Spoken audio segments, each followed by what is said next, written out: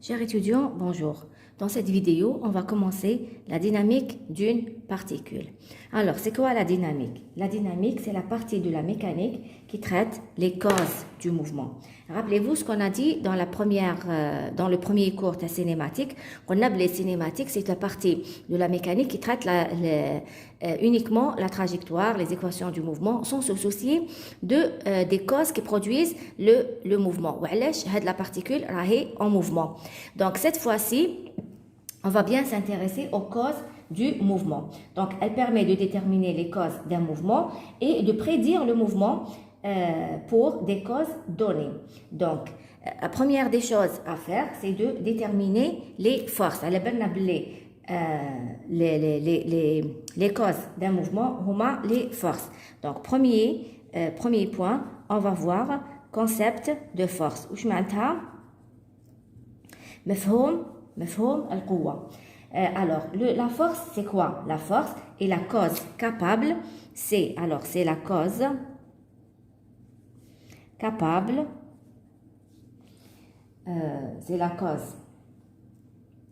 de produire, ou de modifier, le mouvement d'un corps. Alors, un corps, s'il se déplace, c'est parce qu'il est subi à une force. Donc, c'est une cause capable de produire ou de modifier les causes d'un corps, modifier le mouvement d'un corps ou bien le déformer. D'accord? Voilà.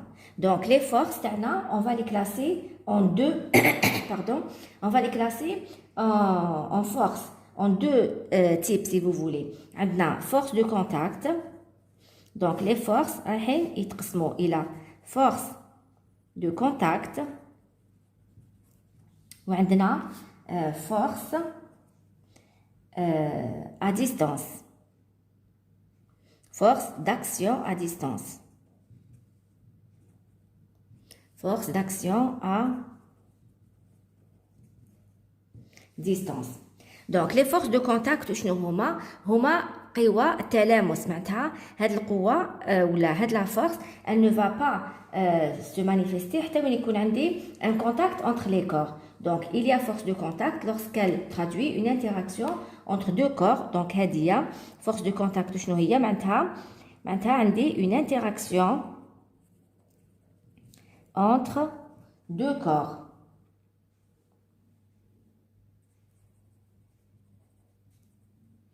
Une interaction entre deux corps. Par exemple, les forces de frottement. Les forces de frottement, ce sont des forces de contact. Ils apparaissent lorsque deux corps sont en mouvement relatif l'un par rapport à l'autre. D'accord? Donc, là, elles s'opposent toujours au mouvement du considéré. Les forces de frottement, donc on va écrire, apparaissent lorsqu'il y a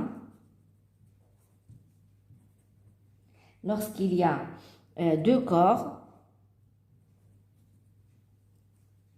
en contact.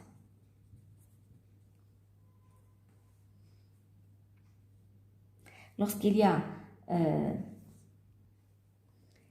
deux corps en contact sont en mouvement l'un par rapport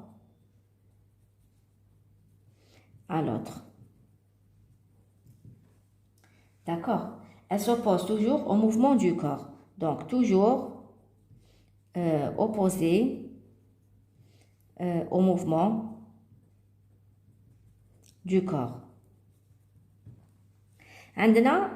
Deuxièmement, comme force de contact, on a les forces de tension.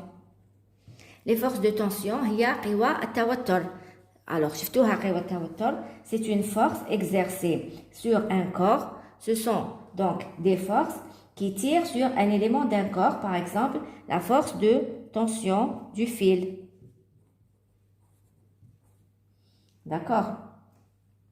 ou du ressort. Ou du ressort. Les forces à distance, par contre, les forces à distance, ce sont des forces qui peuvent se manifester lorsqu'il n'y a pas de contact physique entre les deux corps qui interagissent. Maintenant, c'est des forces qui interagissent à distance. Même si il y a contact entre les deux corps, la force, elle existe. C'est la force, la première des choses, la définition, il y a la force électrique, la force magnétique. La force magnétique, c'est une force qui agit à distance, même s'il n'y a pas de contact. Alors, elle va se manifester. Donc, par exemple, la force magnétique, les forces électriques, la force qui nous intéresse dans le chapitre. Donc, la force magnétique ou électrique, on va la voir le deuxième semestre, Inch'Allah. Ce qui nous intéresse dans ce chapitre, ce sont les forces de gravitation. Donc, les forces de gravitation. Les forces de gravitation, ce sont les forces d'attraction qui s'exercent entre les corps qui sont dues principalement à leur masse. Où est-ce qu'on trouve les forces de gravitation? Le système planétaire. C'est des forces qui s'exercent entre les planètes. Parce que ce sont des forces qui s'exercent entre les corps à cause de leur masse. Donc, les forces de gravitation, ça existe aussi entre les petites masses, mais plus tard, l'expression de la force gravitationnelle, entre de petites masses, c'est une force très négligeable. Par contre, les grandes masses, comme les masses les planètes, la force de gravitation, elle devient importante. Donc, c'est une force qui agit essentiellement entre les astres. Voilà. Donc, j'ai noté ici les forces de gravitation. Ce sont des forces qui agissent entre des corps à cause de leur masse, comme par exemple le poids d'un corps ou les forces échangées par les astres. Ce sont donc des forces de gravitation. On va voir maintenant les vecteurs force. Alors, toute force peut être représentée par un vecteur. La force est représentée par un vecteur. Donc, la force est une grandeur vectorielle. D'accord? Donc, on la note F. On la note F. Alors, la force, puisque c'est un vecteur, donc il a 4 propriétés. La droite, la direction. La droite, c'est la direction. La direction, c'est la droite selon laquelle s'exerce l'action, la force. S'exerce l'action, oui. Par exemple, on va prendre un petit exemple. Donc, un petit corps tiré par une force F. Donc, le cube HADA, il est tiré par cette force F. D'accord? Donc, la direction de cette force, par exemple, HADA le point A, HADA le point B. La direction de la force HADI, il y a la droite AB. هذه هي الحامل تاع la force. D'accord? عندها, bien sûr, le sens selon lequel s'exerce l'action. Donc, dans notre cas, la force تاعنا de A vers B. عندنا, bien sûr, le point d'application. Le point d'application, c'est le point où l'action s'exerce sur le corps. Le point d'application, c'est le point A. D'accord? On a bien sûr le module. Le module, l'intensité de la force à laquelle est associée une unité adéquate. Donc, l'intensité de la force. هي شدة القوة. Le module تاع هذا le vecteur هي شدة القوة. Bien sûr, l'unité تاعها شنو هي؟ L'unité هي Newton. On le note par N. Bien sûr, puisque la force est une grandeur vectorielle, maintenant, les forces sont additives. C'est-à-dire, là, quand on dit N Donc, on va noter ici, les forces sont additives. Les forces sont additives, pardon. Alors, c'est-à-dire, si une force agit simultanément sur un corps, le mouvement de ce dernier est le même que dans le cas où il subit l'action d'une seule force égale à la somme vectorielle de n forces. Cette somme est appelée la résultante des n forces. Maintenant, ou là, par exemple, un corps sur lequel agissent une force, par exemple, F1, F2, F3, d'accord? On dit un corps, d'accord? On a par exemple une force F1, F2, ou on dit par exemple F3, d'accord? Donc, le corps, il va subir l'action de F1, F2, F3. C'est la même chose que si le corps il est soumis donc à la seule force qui est la résultante de F1 plus F2 plus F3. Si j'appelle FR, il y a la résultante F1 plus F2 plus F3, d'accord? Donc, le résultat, puisqu'on a les forces sont additives, maintenant, le corps, s'il est soumis aux trois forces F1, F2, F3, ou là, il est soumis à la force résultante qui est F1 plus F2 plus F3, c'est exactement la même chose. On va voir maintenant le principe d'inertie. مبدأ العطالة. وش يقول هذا le principe؟ يقول لك en l'absence de force externe, un objet au repos reste au repos et un objet en mouvement continue de se déplacer en mouvement rectiligne uniforme. D'accord? Je répète, en l'absence de force externe, un corps qui يكون ما عندوش les forces externes qui s'exercent sur lui ولا كان au repos راح يبقى au repos. هذا الشيء بديهي puisque ما عندوش une force externe اللي حتأثر عليه. Donc il y a pas de raison باش يولي en mouvement. ولا كان au repos يبقى au repos. ولا كان en mouvement, alors il va continuer de se déplacer en mouvement rectiligne uniforme. Donc, puisque le mouvement TO, il est rectiligne uniforme, ça veut dire que son accélération est nulle. C'est une propriété de tous les corps qui résistent au changement de la vitesse. Parce que le mouvement TO, il est rectiligne uniforme. Ça veut dire quoi? Ça veut dire que la vitesse TO ne تبدلش. C'est une vitesse constante. Donc, c'est inertie. Donc, on va écrire cette propriété au changement, à résister, cette propriété à résister au changement de la vitesse est appelée inertie.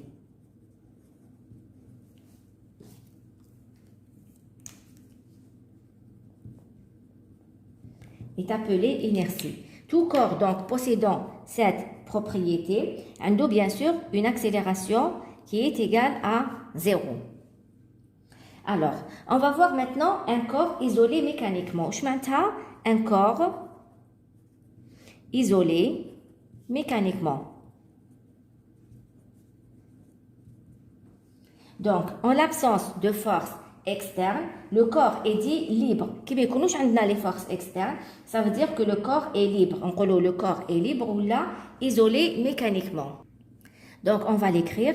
Un corps isolé mécaniquement, c'est un corps les des forces externes. On l'a bien dit ici, en l'absence de force externe, le corps est dit libre ou là, on dit isolé mécaniquement. Un corps isolé mécaniquement, c'est un corps les des forces externes les attroulent. D'accord? On va définir maintenant ce que c'est qu'un système. Un système, c'est quoi? Un système, c'est un ensemble de corps identifiés du reste de l'univers. C'est un ensemble du corps. C'est un ensemble de corps identifiés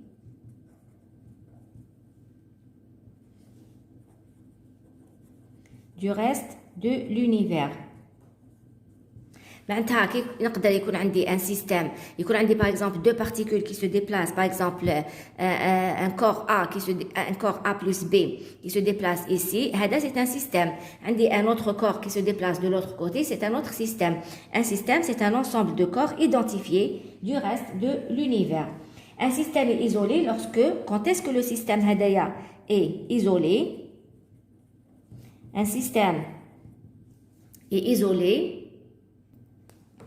Un système est isolé lorsque la résultante des forces externes qui lui sont appliquées est nulle. Un corps isolé, c'est un corps en l'absence de forces externes. ما عندوش كامل des forces externes qui lui sont appliquées. Ou bien la résultante des forces externes qui lui sont appliquées est nulle. معناتها ما يأثروش عليه.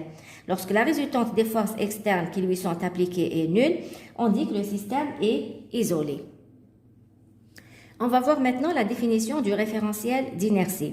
Donc là, j'ai écrit pour gagner du temps. Donc c'est un référentiel dans lequel un corps qui n'est soumis à aucune force ou qui subit des forces dont la résultante est nulle sera au repos ou en mouvement rectiligne uniforme. واش معناتها؟ معناتها un référentiel اللي تتحقق فيه هاد الشروط les premiers, un référentiel اللي يتحقق فيه le principe d'inertie. C'est un référentiel d'inertie. Référentiel هو معلم العطالة. Donc le référentiel اللي راح نخدم فيه. D'accord? Donc le référentiel اللي تتحقق فيه هذا مبدأ العطالة c'est un référentiel d'inertie.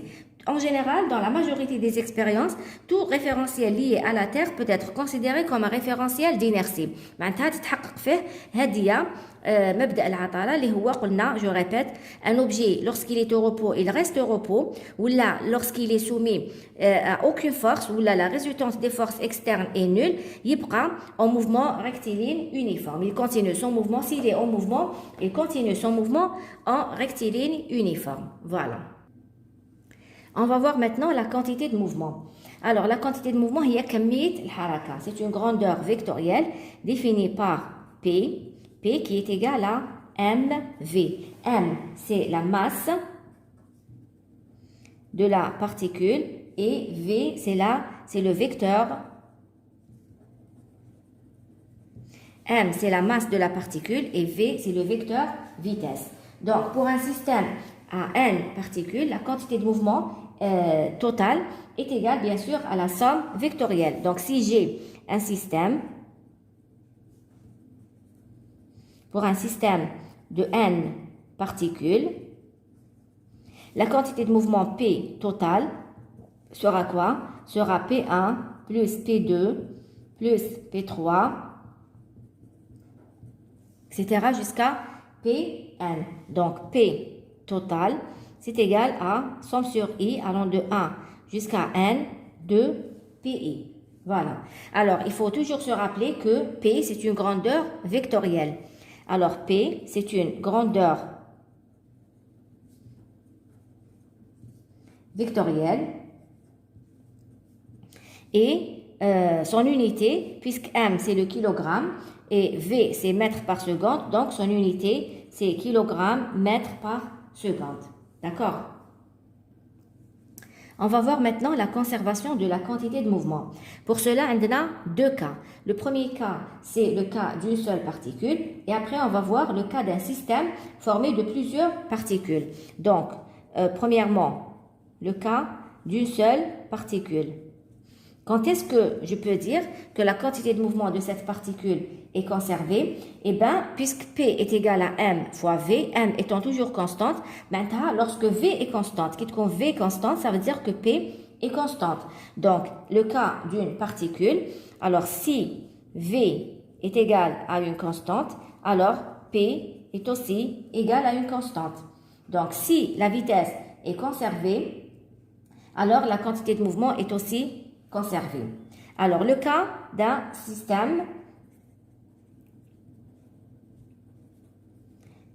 système formé de deux particules, de deux ou là plus. D'accord? De deux ou plusieurs particules. Là, on va énoncer le principe. Quand est-ce que la quantité de mouvement totale d'un système est conservée? C'est Maintenant, s'agissant d'un système de deux particules ou plusieurs, la quantité de mouvement totale d'un système isolé de plusieurs particules est constante. Quand est-ce? Si la somme des forces externes est égale à 0. Donc, je répète, si la somme des forces externes agissant sur le système est égale à 0, ça veut dire que la quantité de mouvement du système, la quantité de mouvement totale est conservée. Alors, juste une remarque, si par exemple, on a un système de deux particules, la particule 1 et la particule 2. La quantité de mouvement de chaque particule peut, dans certains cas, changer. Elle peut varier. Mais on a la quantité de mouvement totale. Il faut que la quantité de mouvement totale de le système soit conservée. Tu as la première et la deuxième particule. Maintenant, la première نقصت la quantité de mouvement تاعها, alors la deuxième a زادت la quantité de mouvement تاعها, de telle sorte que la quantité de mouvement totale soit conservée. Donc, on va juste l'écrire. Voilà, on l'a noté ici. La quantité de mouvement de chaque particule peut varier, mais le plus important, c'est que la quantité de mouvement totale est constante. Voilà. Là, pour le cas d'un système formé de deux particules ou bien plusieurs particules. On considère maintenant l'expérience de la collision de deux balles réalisée dans les conditions de frottement nulles. D'accord? Sur un plan horizontal, on dispose d'une table à air donc pour réaliser le frottement nul.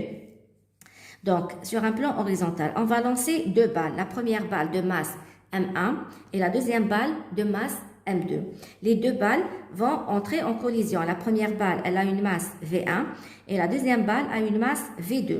Ils vont entrer en collision. Après, chacune, elle va continuer son chemin. Bien sûr, la vitesse après le choc ne sera plus la même que la vitesse avant le choc. Donc, avant le choc, ils avaient une vitesse V1 et V2.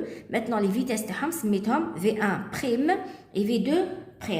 Maintenant, comme le système est isolé, il n'y a pas de force externe. Même les frottements, donc, comme le système est isolé, ça veut dire que la quantité de mouvement est conservée.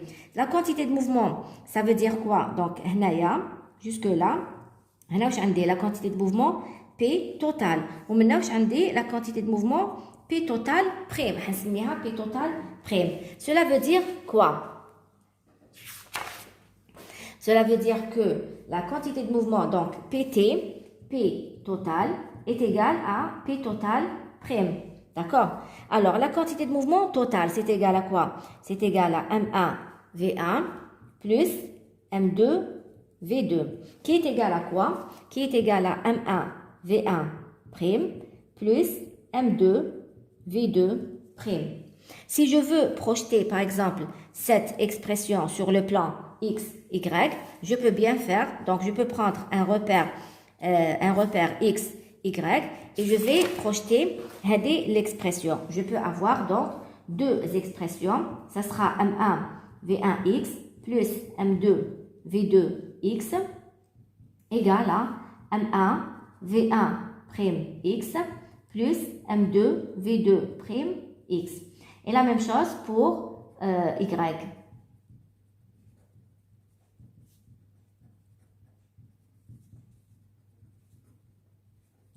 Voilà.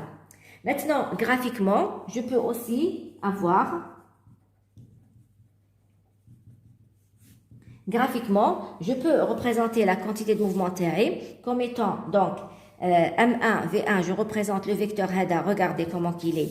Je le représente juste là, donc HAO, le vecteur M1, V1, HADA. HADA, celui-là, HAO, HADA, je le représente comme ça. M2, V2. Donc, la somme تاعهم, ça sera quoi? La somme تاعهم, ça sera P total. هذه avant le choc. Après le choc, je représente donc de la même façon. Donc, ça sera هذا M1, V1 prime et le deuxième vecteur de la quantité de mouvement M2, V2 prime. De telle manière que la résultante تاعهم sera P total prime. P total égale à P total prime vectoriellement. oui, vectoriellement, parce que ce sont des grandeurs vectorielles. Donc, qu'est-ce que je peux écrire aussi? Je peux écrire, puisque le système est isolé, on a les PT est égal à PT prime, pardon, le prime est sur le P et non pas sur le T. Hein. Donc, cela veut dire quoi? Cela veut dire que P1 plus P2 est égal à P1 prime plus P2 prime. P1, c'est quoi? P1, alors, qu'est-ce que je vais faire? Je vais, tout ce qui est 1, je le mets d'un côté, et tout ce qui est 2, je le mets de l'autre côté. Donc, ça sera P1 moins P1 prime égale à P2 prime moins P2. D'accord? Alors, P2 prime moins P2, c'est quoi? Alors, ça sera moins P1 prime moins P1. Je peux écrire ça, d'accord? J'ai inversé pour que le signe moins, qui est égal à P2 prime moins P2. Voilà. Donc, c'est quoi? C'est delta de P1. Parce que c'est la quantité de mouvement 1 finale moins initiale. Après le choc ou avant le choc. Qui est égal à quoi? Qui est égal à delta de P2. Cela veut dire quoi? Cela veut dire que delta de P1 est égal à moins delta de P2. D'accord? Le moins, je peux aussi dire que delta de P2 est égal à moins delta de P1. Ça veut dire quoi? Cela veut dire que la quantité de mouvement perdue par l'une des particules est gagnée par l'autre. Donc, il s'agit seulement d'un échange de quantité de mouvement. D'accord? Il n'y a pas de perte, il n'y a pas de création. Il s'agit juste d'échange de quantité de mouvement. C'est ce que j'ai noté ici. La quantité de mouvement perdue par l'une des particules est gagnée par l'autre. Il s'agit d'un échange de quantité de mouvement lors de la collision.